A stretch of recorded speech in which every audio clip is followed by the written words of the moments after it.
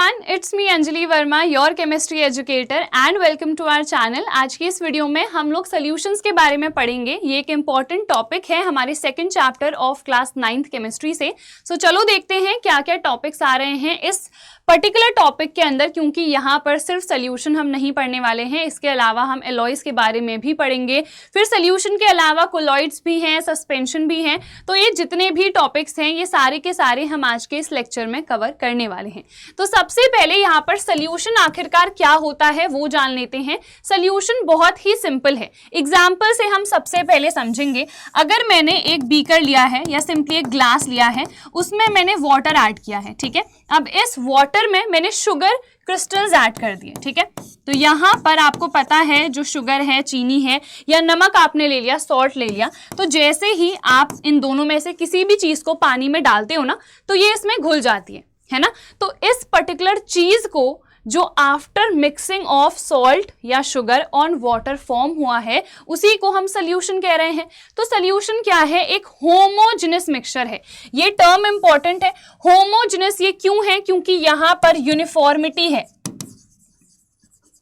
अगर मैं एक शुगर एंड वाटर के सोल्यूशन को लूंगी, दूसरे एंड में सॉल्ट और शुगर के सोल्यूशन को लूंगी, तो क्या मैं देख के बता सकती हूं कि किसमें चीनी डली है, किसमें सॉल्ट डला है? नहीं बता सकती हूं, है ना। तो विच मीन्स यहां पर यूनिफॉर्मिटी है। हम देख के नहीं बता सकते कि एग्जैक्टली इस वाले सोल्यूशन में दो दो चीजें हैं। या आप सिंपली पानी भी ले लोगे ना, तो हम तीनों को डिस्टिंग्विश ही नहीं कर पाएंगे सिर्फ देख के नेकेड आई से कि किसमें सिर्फ पानी है, कौन सा एक सोल्यूशन है, किसमें मतलब शुगर है, किसमें सॉल्ट है, ये हम नहीं पता लगा सकते हैं। जिसके लिए हम कह रहे हैं कि यहां पर यूनिफॉर्मिटी है, यानी कि ये जो सोल्यूशन है ये एक होमोजेनस मिक्सचर होता है। इसमें दो या उससे ज्यादा कंपोनेंट्स हो सकते हैं। जनरली हमारे पास दो ही कंपोनेंट्स होते हैं, एक होता है सल्यूट, दूसरा होता है सॉल्वेंट, जो कम अमाउंट में प्रेजेंट है। यानी कि ये जो हम चीजें डाल रहे हैं, सॉल्ट या शुगर, ये सल्यूट कहलाती हैं, और जो ज्यादा क्वांटिटी में प्रेजेंट रहता है वो क्या कहलाता है? सॉल्वेंट, ठीक है। तो यहां पर दो टर्म्स हैं, देखो, सल्यूट एंड सॉल्वेंट।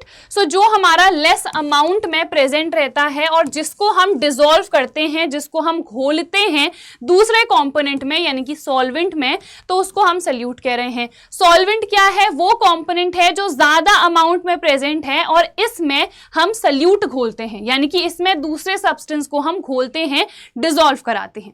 अब एक और चीज, जो फिजिकल स्टेट होती है ना किसी भी सॉल्यूशन की, वो कौन डिटरमाइन करता है? वो ये सॉल्वेंट डिटरमाइन करता है। देखो, आपने शुगर ली, शुगर क्या है? एक सॉलिड है ना।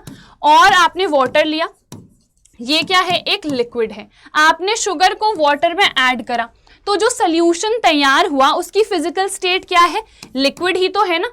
क्यों है? क्योंकि ये हमारे पास सॉल्वेंट था, और सॉल्वेंट अगर लिक्विड है तो विच मीन्स सोल्यूशन का फिजिकल स्टेट भी वही रहेगा। समझ में आया? तो सोल्यूशन का फिजिकल स्टेट कौन डिटरमाइन करेगा? सल्यूट नहीं, सॉल्वेंट करेगा, ठीक है। तो ये हो गई सोल्यूशन की बात, क्लियर होगी।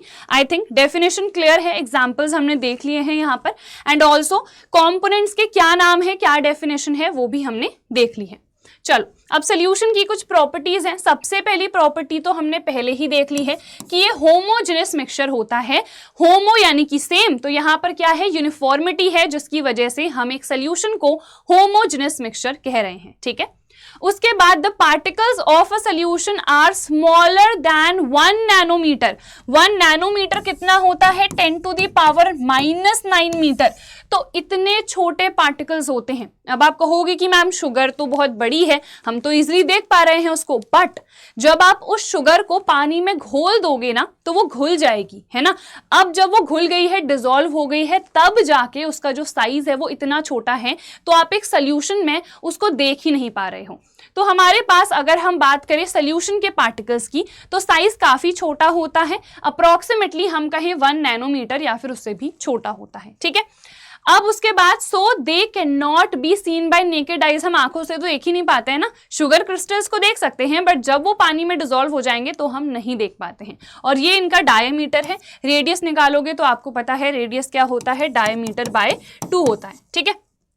चलिए, उसके बाद because of very small particle size they do not scatter beam of light. यहां पर आपको टिंडल इफेक्ट देखने को नहीं मिलेगा, क्योंकि अगर हम सोल्यूशन की बात करें या फिर इसी को हम ट्रू सोल्यूशन भी कहते हैं, सो ट्रू सोल्यूशन के जो पार्टिकल्स है ना वो बहुत ही ज्यादा छोटे हैं, तो वो लाइट को स्कैटर नहीं कर पाते हैं, तो ये टिंडल इफेक्ट को शो नहीं करते हैं। ये जो स्कैटरिंग ऑफ लाइट हो रही है जिसकी वजह से जो लाइट का पाथ होता है ना वो विजिबल हो जाता है किसी भी सोल्यूशन में या किसी भी मिक्सचर में हम कहें, इस प्रोसेस को टिंडल इफेक्ट कहते हैं। सो ट्रू सोल्यूशन या फिर सिंपली सोल्यूशन की अगर हम बात करें तो ये टिंडल इफेक्ट नहीं शो करते हैं।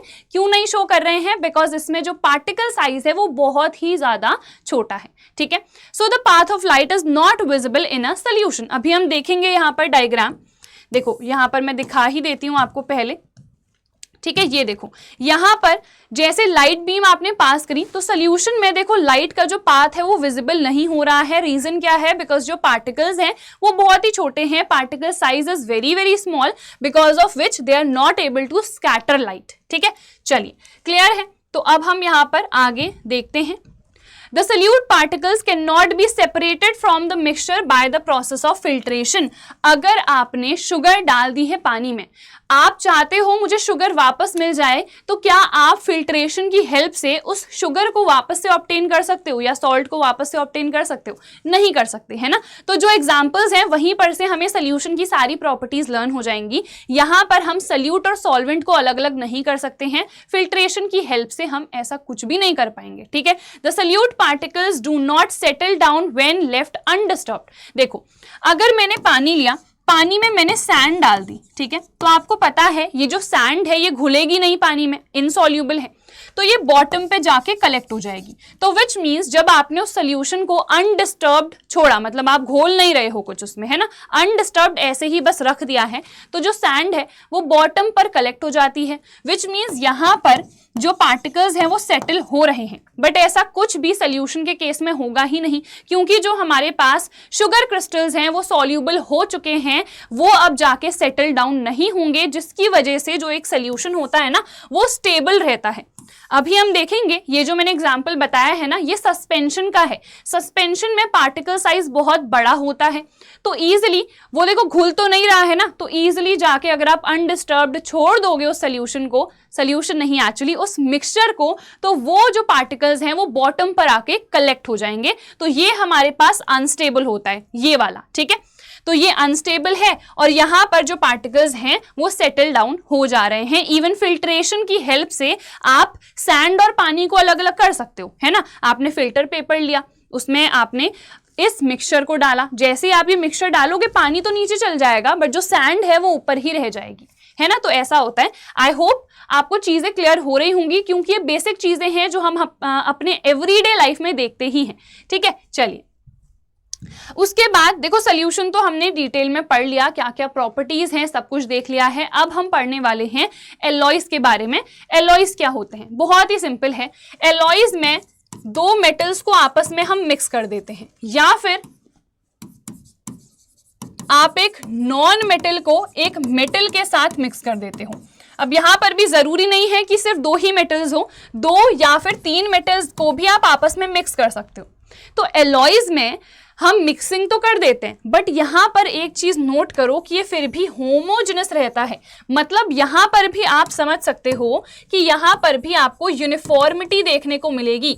आप देख के पता ही नहीं लगा सकते हो कि इसमें दो या तीन मेटल्स हैं, या एक मेटल के अलावा एक नॉन मेटल भी जोड़ा हुआ है। एग्जाम्पल, घर में आपने पीतल देखा होगा, पीतल के बर्तन, पीतल को इंग्लिश में हम ब्रास कहते हैं, ठीक है। ब्रास में दो मेटल्स होते हैं, कॉपर और जिंक, बट देख के तो हमें ऐसा नहीं पता लगता है कि इसमें दो मेटल्स होंगे, बट एक्चुअल में उसमें दो मेटल्स हैं। तो ये एक ऐसा मिक्सचर है जिसमें दो कंपोनेंट्स हैं हमारे पास, बट स्टिल देख के हम ये नहीं पता लगा पा रहे हैं कि उसमें दो मेटल्स हैं। क्यों? क्योंकि वहां पर यूनिफॉर्मिटी है, जिसकी वजह से इसको हम एक होमोजेनस मिक्सचर कहते हैं, ठीक है। इसमें आप दो या तीन मेटल्स ले सकते हो, या फिर एक मेटल को दूसरे नॉन मेटल के साथ भी आप मिक्स कर सकते हो, ठीक है। इसको हम एलॉय कहते हैं। और ऑब्वियसली एलॉयज में जो भी 2 मेटल्स हैं या 3 मेटल्स हैं उनको आप किसी भी फिजिकल मेथड से सेपरेट नहीं कर सकते हो।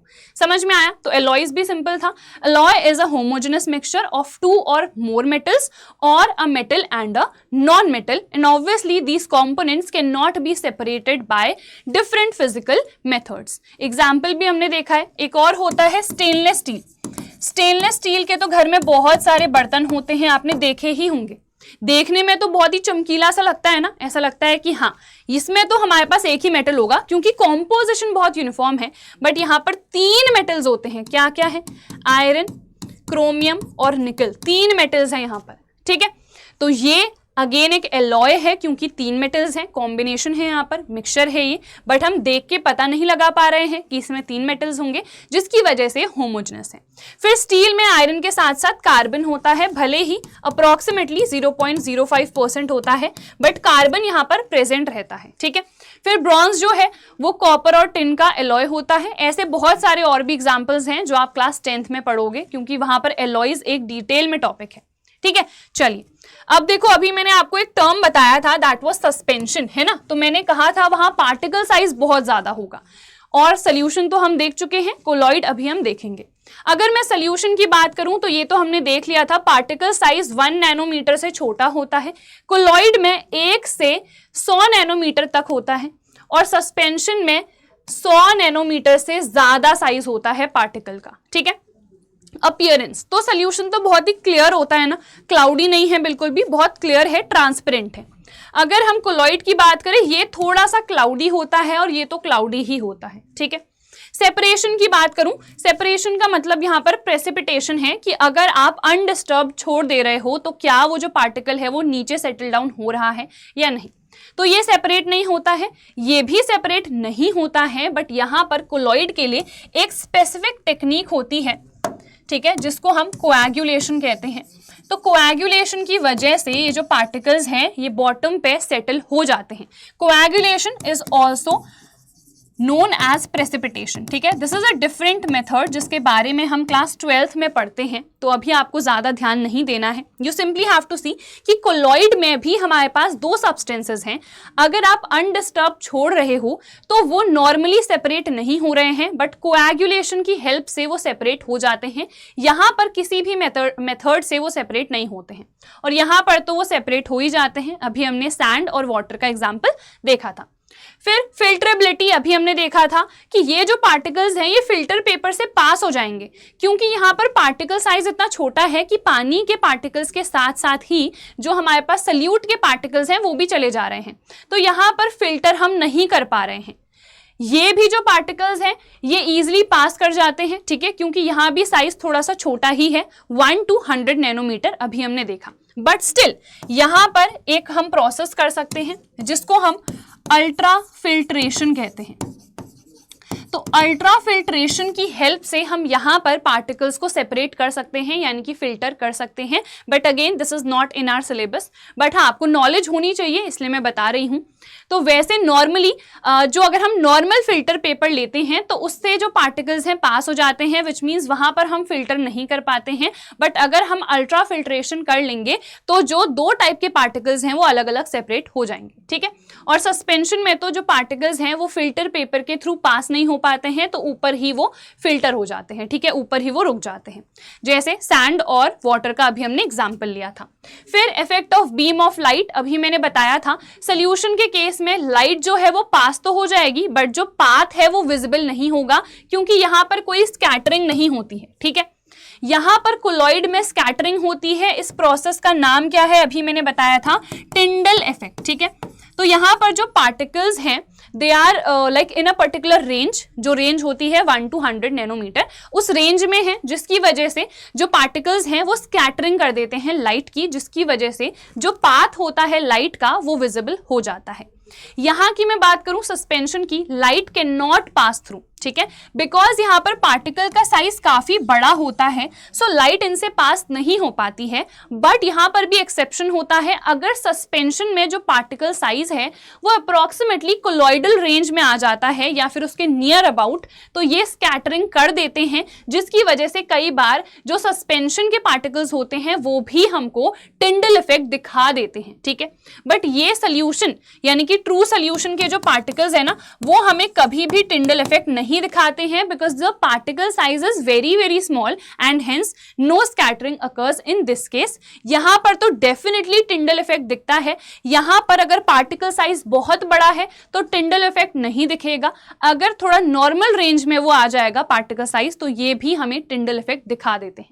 ठीक है, एग्जाम्पल है salt solution, sugar solution, then colloid का मेयोनीज है, सबने खाई होगी, ठीक है, मोमोज के साथ, सस्पेंशन मडी वाटर या फिर सैंड एंड वाटर आप कह सकते हो। ठीक है, क्लियर है? चलिए, तो ये तो मैंने बता दिया आपको।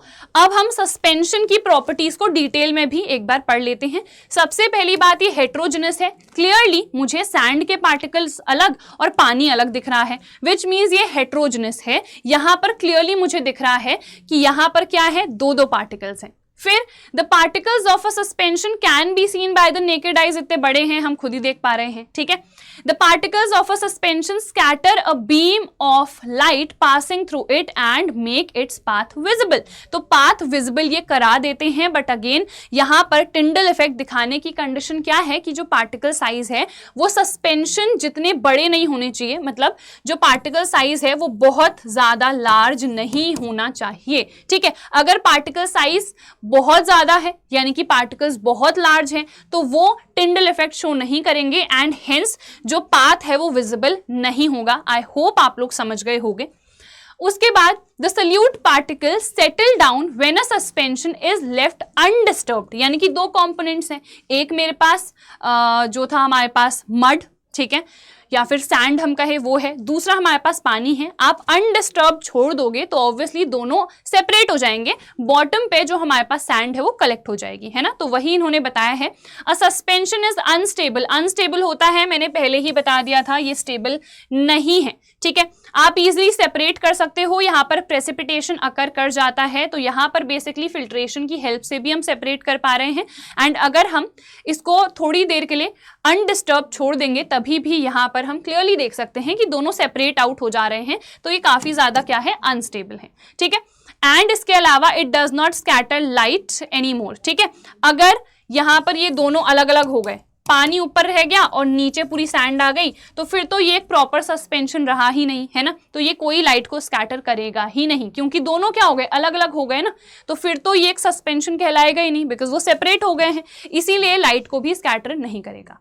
ठीक है, चलिए अब हम आ जाते हैं कोलॉइड्स पे। सस्पेंशन क्लियर है, जहां पर पार्टिकल साइज 100 नैनोमीटर से ज्यादा है। एग्जाम्पल से याद रखो कि हमारे पास हमने मड या फिर सैंड ले रखी है और उसको पानी में मिला दिया है। ठीक है, वो हेट्रोजेनस है। अब जो कोलॉइड आता है ये बीच में है ना, बीच वाली रेंज में। सोल्यूशन है जहां पर पार्टिकल साइज बहुत छोटा है, सस्पेंशन है जहां पार्टिकल साइज बहुत बड़ा है, ये बीच में आ रहा है। अब ये भी होता तो हमारे पास हेट्रोजेनस है नेचर में, ठीक है ये हेट्रोजेनस, बट ये होमोजेनस अपीयर करता है। A colloid appears to be homogeneous but is actually heterogeneous in nature.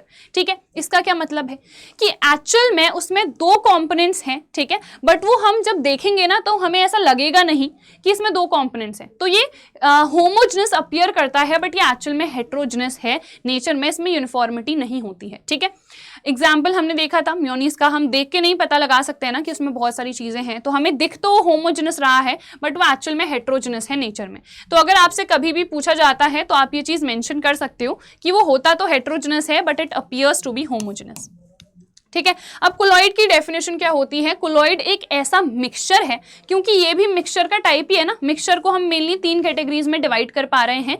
Solution है हमारे पास, कोलॉइड है, सोल्यूशन को हम ट्रू सोल्यूशन भी कहते हैं, फिर कोलॉइड है, फिर सस्पेंशन है। ठीक है, तो यहाँ पर तीनों ही मिक्सचर के टाइप्स ही हैं। तो कोलॉइड भी एक ऐसा मिक्सचर है जिसमें एक सब्सटेंस दूसरे सब्सटेंस में डिस्पर्स हो रहा है। ठीक है, इसीलिए मैंने यहाँ पर ये चीज लिखी है। आप कहीं सस्पेंडेड से कंफ्यूज ना हो जाओ कि सस्पेंडेड तो सस्पेंशन में आना चाहिए था, यहाँ क्यों आ गया। तो कंफ्यूजन दूर करने के लिए मैंने यहाँ पर टर्म क्या लिख दिया है, डिस्पर्स्ड।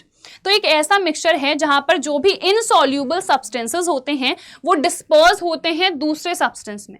अब यहां पर भी हमारे पास दो कंपोनेंट्स हैं, जैसे सोल्यूशन में है ना, सोल्यूशन में दो कंपोनेंट्स हैं हमारे पास, क्या क्या थे, सल्यूट और सॉल्वेंट। वैसे ही कोलॉइड में भी दो हमारे पास कंपोनेंट्स होते हैं, डिस्पर्स्ड फेज और डिस्पर्जन मीडियम। ये हमारे पास आप इक्वेट कर सकते हो सल्यूट के टुवर्ड्स और इसको आप सॉल्वेंट समझ सकते हो। जैसे सल्यूट कम अमाउंट में था, आप उसको घोल रहे थे दूसरे में, डिसॉल्व कर रहे थे दूसरे में, जिसमें डिसॉल्व कर रहे थे उसको आप क्या बोल रहे थे, सॉल्वेंट, और ये ज्यादा अमाउंट में प्रेजेंट था। सेम चीज यहां पर भी है। डिस्पर्स्ड फेज जो है वो हमारा लेस अमाउंट में प्रेजेंट रहता है, ठीक है। Dispersed phase is present in less amount and ये जो फेज है ये डिस्पर्स होती है दूसरे कंपोनेंट में, जिसको हम डिस्पर्जन मीडियम कह रहे हैं, ठीक है। So dispersion medium obviously large amount में प्रेजेंट होता है and it disperses the other substance, ठीक है। लिख भी देती हूं मैं, it disperses the other substance, यानी कि दूसरे को बेसिकली खुद में घोल रहा है एंड ये डिस्पर्स होता है दूसरे सब्सटेंस में। It gets dispersed on another substance. I hope this is clear, ठीक है। तो ये हमारे पास कम अमाउंट में है, ये ज्यादा अमाउंट में है। कोलॉइड में दो हमारे पास कंपोनेंट्स हैं, डिस्पर्स्ड फेज और डिस्पर्जन मीडियम, ठीक है। तो क्लियर हो गया। सो कोलॉइड्स आर द मिक्सचर्स जिसमें जो इनसॉल्यूबल हमारे पास सब्सटेंसेस हैं they get dispersed in the other substance, जिसको हम डिस्पर्जन मीडियम कह रहे हैं, ठीक है। पार्टिकल्स ऑब्वियसली छोटे होते हैं सस्पेंशन से, बट जो हमारे पास ट्रू सोल्यूशंस हैं उनसे ज्यादा बड़े होते हैं एंड हेंस हमारे पास ये आती है रेंज, ठीक है। क्लियर। चलो नेक्स्ट पे मूव करते हैं। Types of colloids. कोलॉइड्स भी अलग अलग टाइप के होते हैं, क्या है वो टाइप वो हमको याद भी करने हैं, तो देख लेते हैं यहाँ पर। तो ये हमारे पास एग्जांपल्स हैं, ठीक है। कोलॉइड का टाइप का जो नाम है वो ये है डिस्पर्स्ड सब्सटेंस और डिस्पर्सिंग मीडियम, यानी कि जो डिस्पर्स्ड फेज है वो ये है और जो डिस्पर्सिंग मीडियम है वो ये है यहाँ पर, ठीक है। तो यहाँ पर सबसे पहले कोलॉइड टाइप पर हम आ जाते हैं, एरोसोल, ठीक है। तो यहाँ पर एयर लिखा है, ठीक है। तो समझ जाओ, अभी मैंने आपको एक चीज बताई थी ना कि हमारे पास जो सॉल्वेंट होता है वो फिजिकल स्टेट को डिटरमाइन करता है, तो ये यहाँ पर सॉल्वेंट की तरह एक्ट कर रहा है ना ऑब्वियसली, क्योंकि ये ज्यादा अमाउंट में प्रेजेंट है। तो एरोसोल नाम है यहाँ पर, तो एयर से रिलेट करो, विच मीन्स फिजिकल स्टेट क्या होगी, समझ गए, एयर होगी। तो यहाँ पर ऑब्वियसली सॉल्वेंट क्या होगा, गैस होगा। यहाँ पर भी देखो ये भी एरोसोल ही है, तो यहाँ पर भी क्या होगा, गैस ही होगा हमारे पास, डिस्पर्जन मीडियम। तो ये हो गया हमारे पास, ठीक है। अब दोनों में डिफरेंस क्या है, दोनों ही एरोसोल लिखा है। डिफरेंस ये है कि यहाँ पर जो डिस्पर्स्ड फेज है वो लिक्विड है, यानी कि जो कम अमाउंट में है यहाँ पर वो लिक्विड है और यहाँ पर वो सॉलिड है। एग्जाम्पल देखो, फॉग। फॉग में आपको पता है कि हमारे पास मैक्सिमम तो एयर होती है, बट उसमें जो वाटर वेपर्स हैं वो डिस्पर्स्ड रहते हैं, उसी को तो हम फॉग कहते हैं ना। तो इसीलिए ये एग्जाम्पल बेस्ट है किसका, एरोसोल का। फिर एरोसोल स्प्रेज भी हमारे पास आते हैं, उसमें भी लिक्विड होता है ना, जैसे जो भी हमारे पास ड्यूज वगैरह भी हैं, mainly it is air, but उसमें कुछ लिक्विड के जो पार्टिकल्स हैं वो डिस्पर्स्ड है, तो विच मीन्स ये भी किस में आ गया, एरोसोल में आ गया। अब जहां पर सॉलिड होगा, जैसे कि सबसे बढ़िया एग्जांपल स्मोक। स्मोक में मैक्सिमम क्या है, एयर है, but still there are solid particles जो उसमें डिस्पर्स्ड होते हैं, तो ये हमारे पास क्या होगी, ये हमारे पास ऑब्वियसली एरोसोल होगी। समझ में आ गया। तो ये दो तो I think they are very clear. फिर हम आ जाते हैं फोम में, झाग। तो झाग में मैक्सिमम क्या होता है, लिक्विड होता है ना, तो यहाँ पर ऑब्वियसली फोम है, सो हमारे पास जो डिस्पर्सिंग मीडियम है वो लिक्विड होगा और उसमें गैस के जो बबल्स होते हैं वो ट्रैप्ड होते हैं, तो गैस क्या है इसमें, डिस्पर्स्ड है, तो ये हमारा कम अमाउंट में प्रेजेंट है। एग्जाम्पल विप्ड क्रीम आती है, आपको पता ही है, सोप सड्स है, और फोम तो आपने घर में भी देखा है जब फोम बनता है, झाग बनता है, ठीक है। तो दिस इज वेरी क्लियर। उसके बाद इमल्शन, ये इंपॉर्टेंट है, इसमें दोनों ही लिक्विड होते हैं, डिस्पर्सिंग मीडियम भी और डिस्पर्स्ड फेज भी, ठीक है। एग्जाम्पल क्या है, मिल्क हमारे पास एक इमल्शन होता है, क्योंकि मिल्क में आपको पता है मिल्क भी होता है, पानी भी होता है, दो चीजें हैं यहाँ पर, ठीक है। तो यहाँ पर दोनों ही हमारे पास क्या है, लिक्विड होते हैं, इसीलिए ये एक इमल्शन है। इसके अलावा मेयोनीज, अभी हमने एग्जाम्पल देखा था ना, तो ये भी हमारे पास क्या है, this is also an emulsion, क्योंकि मेयोनीज में भी दोनों हमारे पास लिक्विड्स ही होते हैं। फिर हम आ जाते हैं सोल में। तो सोल एक टाइप का कोलॉइड है, आप सोल और सोल्यूशन में कंफ्यूज मत होना। सोल्यूशन क्या है हमारे पास, होमोजेनस है। सोल क्या है, sol is a type of colloid, तो विच मीन्स सोल कोलॉइड है, तो हेट्रोजेनस है नेचर में, ठीक है। तो सोल में क्या होता है हमारे पास, डिस्पर्सिंग मीडियम सॉलिड है और अच्छा एक सेकेंड, नहीं यहाँ पर डिस्पर्सिंग मीडियम लिक्विड है और जो डिस्पर्स्ड फेज है वो हमारे पास यहाँ पर सॉलिड है, ठीक है। एग्जाम्पल क्या है, पेंट है, क्लेज है, जेलेटिन है, तो यहाँ पर ये सब ऑब्वियसली लिक्विड ही होते हैं, तो हमारे पास मेन जो डिस्पर्सिंग मीडियम है वो क्या होना चाहिए, लिक्विड ही होना चाहिए, तो ये हमारे पास सोल का एग्जांपल है, ठीक है। सॉलिड सोल लिखा है तो विच मीन्स यहाँ पर दोनों ही सॉलिड होंगे, ठीक है। सोल अलग है, सॉलिड सोल अलग है। सोल में हमारे पास सॉलिड डिस्पर्स होता है लिक्विड में और सॉलिड सोल में दोनों ही सॉलिड्स होंगे। एग्जाम्पल है रूबी ग्लास, ठीक है, ये हमारे पास क्या है, ये भी एक कोलॉइड है। फिर सॉलिड फोम और सॉलिड इमल्शन। सॉलिड फोम लिखा है तो ऑब्वियसली यहाँ पर ये फिजिकल स्टेट क्या होगी, सॉलिड होगी, और सॉलिड इमल्शन लिखा है तो यहाँ पर ये भी सॉलिड ही होगा, ठीक है। एग्जाम्पल देखो सॉलिड फोम का, मार्शमेलो, ये तो पता नहीं क्या है, स्टायरोफोम, ठीक है, तो यहाँ पर ये हमारे पास सॉलिड फोम होता है। देन सॉलिड इमल्शन है हमारे पास, तो बटर, चीज, ये भी इमल्शंस ही होते हैं, बट ये सॉलिड इमल्शन है क्योंकि बटर में सॉलिड क्रिस्टल्स होते हैं ना, एंड इवन चीज में, तो इसीलिए हम इसको सॉलिड इमल्शन कह रहे हैं। और इमल्शन तो आप समझ ही गए हो, अगर सिर्फ इमल्शन लिखा है विच मीन्स दोनों हमारे पास क्या होंगे, लिक्विड्स होंगे। जब बटर पिघल जाएगा तो उस केस में दोनों लिक्विड्स आ जाएंगे, तो उसको आप एक इमल्शन ही कहोगे। क्लियर है, तो ये हमारे पास टाइप्स थे किसके, कोलॉइड्स के, जो कि हमने अच्छे से समझ लिए हैं। आई होप क्लियर होंगे आपको। अब आ जाते हैं कोलॉइड्स की प्रॉपर्टीज में। बताया था कि हेट्रोजेनस होता है बट ये अपीयर क्या करता है, होमोजेनस अपीयर करता है।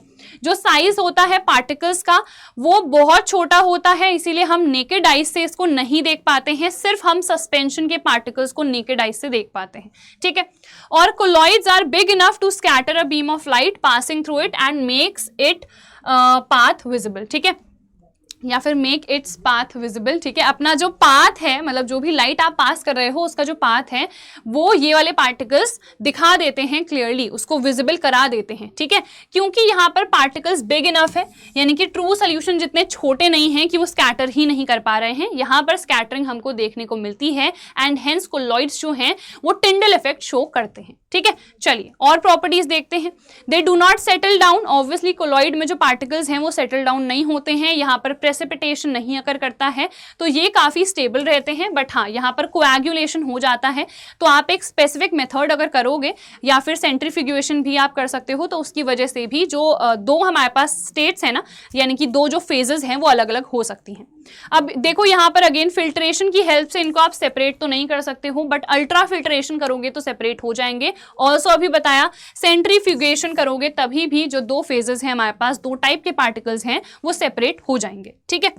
चलिए टिंडल इफेक्ट अभी मैंने पढ़ाया था, बहुत ही सिंपल है। टिंडल इफेक्ट का मतलब होता है लाइट का स्कैटर होना। जैसे जब हम सुबह सुबह खिड़की खोलते हैं या खिड़की खोलते भी नहीं हैं, थोड़ी सी अगर जगह लाइट को मिलती है अंदर आने के लिए तो पूरा कमरा इल्यूमिनेट हो जाता है ना, तो विच मीन्स वहां पर से लाइट आ रही है, लाइट बीम आपको वहां पर क्लियरली देखने को मिल रहा है, लाइट बीम आ रही है, पाथ पूरा विजिबल होता है और जो डस्ट पार्टिकल्स हैं वो भी देखने को मिलते हैं, वो भी टिंडल इफेक्ट ही है, बिकॉज जो पार्टिकल साइज है वो बहुत छोटा है और वही लाइट को स्कैटर कर रहे हैं, यही हमारे पास टिंडल इफेक्ट होता है।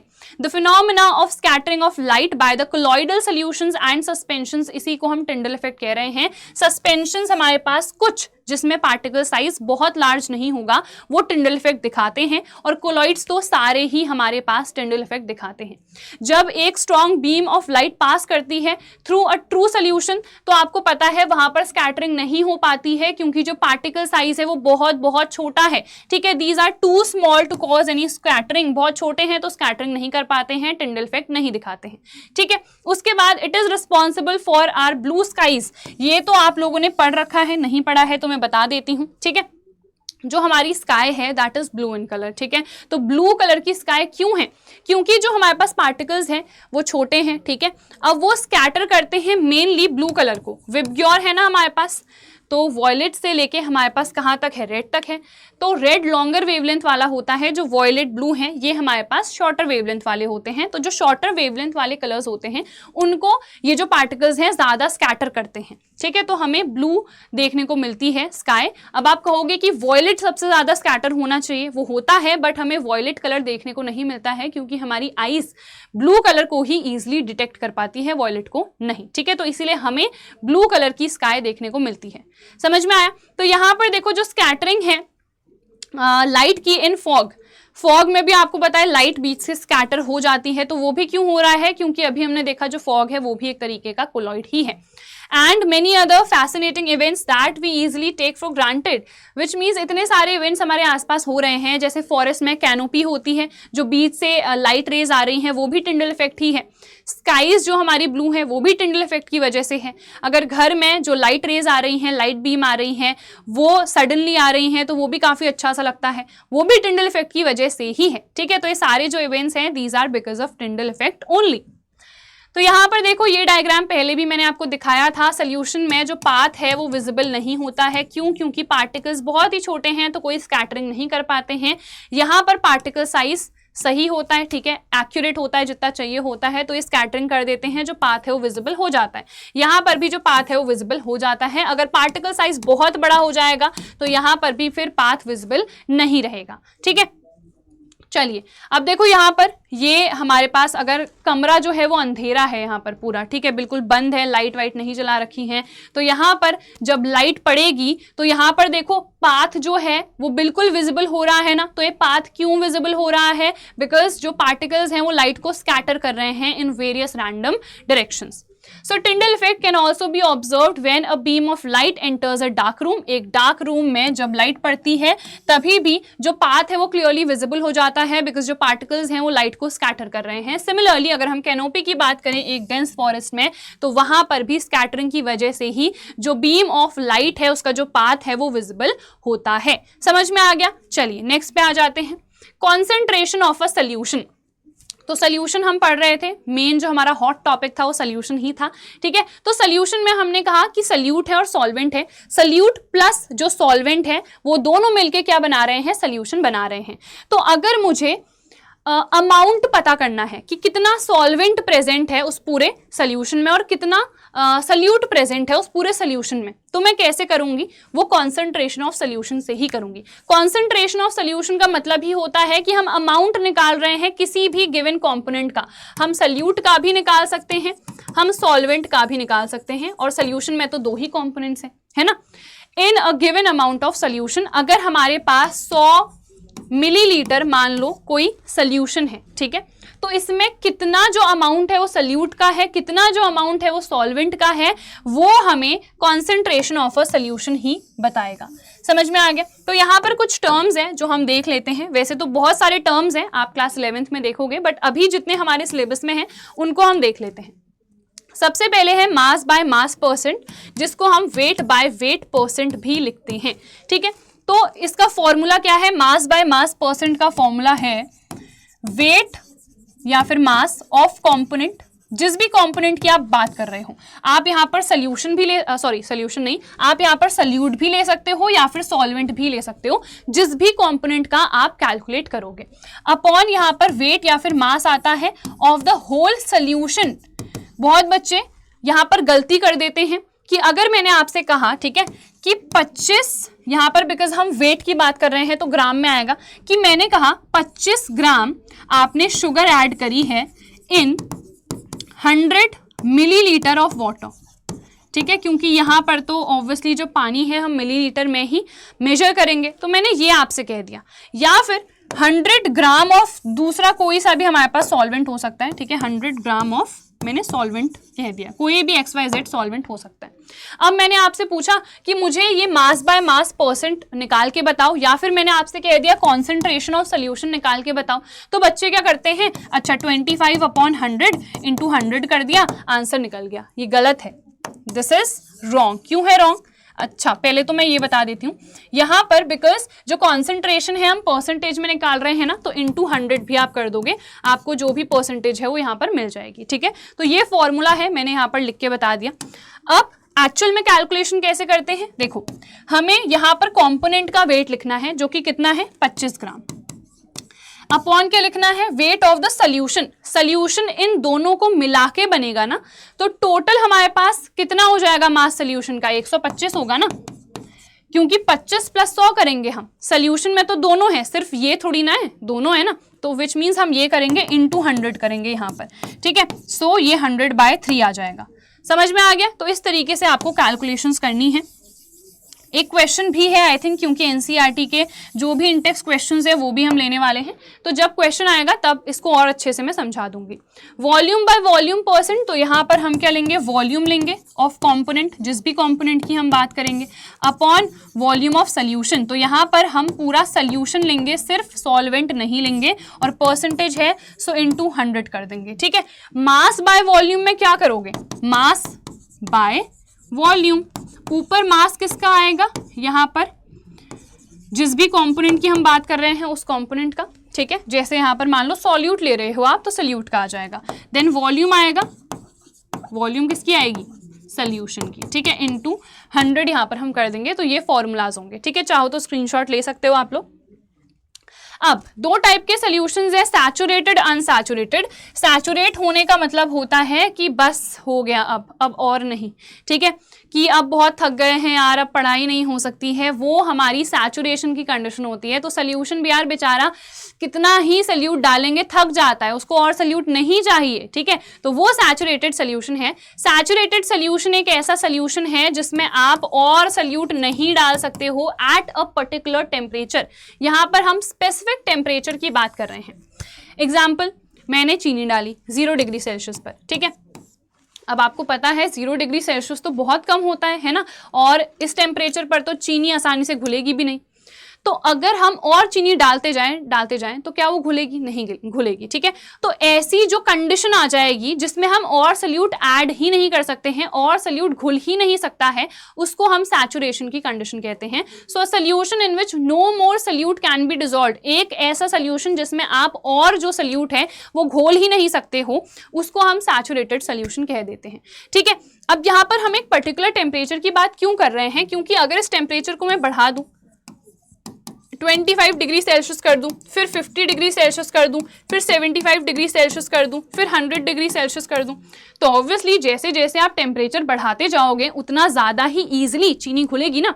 अब मान लो 0 डिग्री पे तो घुल नहीं रही थी, तो मैं गैस पे लेके गई, वहां पर मैंने हीट करा तो आसानी से घुल गई। क्यों घुली, क्योंकि आपको पता है जब हम टेम्परेचर बढ़ाते हैं तो सॉल्युबिलिटी भी बढ़ती है, जो कि हम यहाँ पर देखेंगे। Effect of temperature on a saturated solution, अगर सोल्यूशन सैचुरेट हो चुका है, मतलब आप उसमें और सोल्यूट नहीं घोल पा रहे हो, तो आप क्या करोगे, आप सिंपली टेम्परेचर को बढ़ाओगे, क्योंकि जैसे जैसे हम टेम्परेचर बढ़ाते हैं तो जो सॉल्युबिलिटी है वो बढ़ती है।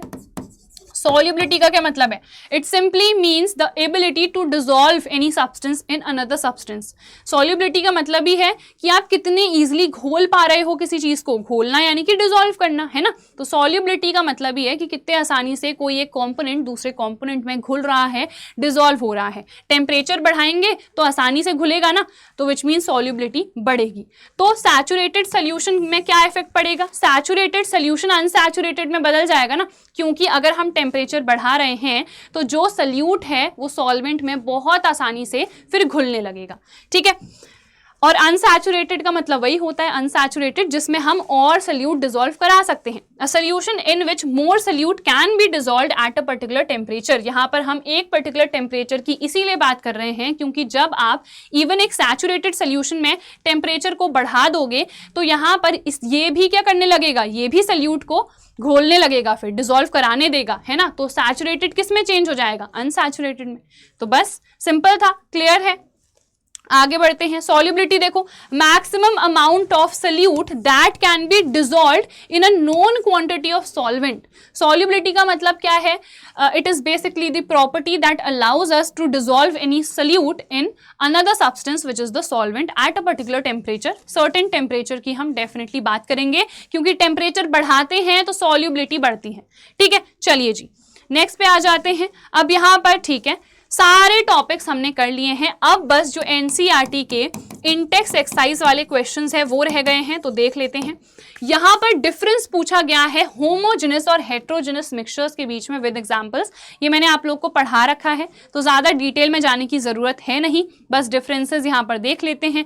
आपको पता है कि यहां पर यूनिफॉर्म कॉम्पोजिशन है ना, यूनिफॉर्मिटी है, देख के हम पता ही नहीं लगा सकते हैं कि यहां पर दो चीजें एडअप हो रखी हैं। बट हेट्रोजेनस में नॉन यूनिफॉर्म कॉम्पोजिशन होता है, हम देख के पता लगा सकते हैं कि यहां पर दो चीजें, ठीक है। इसमें एक ही फेज होती है, जैसे अभी हमने देखा था इवन सोल्यूशन की अगर मैं बात कर रही हूं तो एक ही स्टेट है ना, जैसे हमारे पास जो पानी है उसमें चीनी घुल गई तो हमारे पास जो फेज रही वो लिक्विड ही रही, जो स्टेट है वो लिक्विड ही है। बट यहाँ पर दो या उससे ज़्यादा फेजेस हो सकते हैं, जैसे हेट्रोजेनस में हमने देखा था डिस्पर्स्ड फेज है, डिस्पर्जन मीडियम है कोलॉइड में। सस्पेंशन में भी दो स्टेट्स हैं, क्योंकि जो मड है वो सॉलिड है और जो हमारे पास पानी है वो लिक्विड है, तो दो या उससे ज़्यादा फेजेस हो सकते हैं, यहाँ पर एक ही फेज ओवरऑल रहती है, ठीक है। चलिए फिर आप जो होमोजेनस मिक्सचर है उसमें जो भी कंपोनेंट्स हैं उनको सेपरेट नहीं कर सकते हो फिजिकली, बट यहाँ पर आप सेपरेट कर सकते हो फिजिकली, ठीक है। होमो का मतलब होता है सेम, हेट्रो का मतलब होता है डिफरेंट ऑब्वियसली।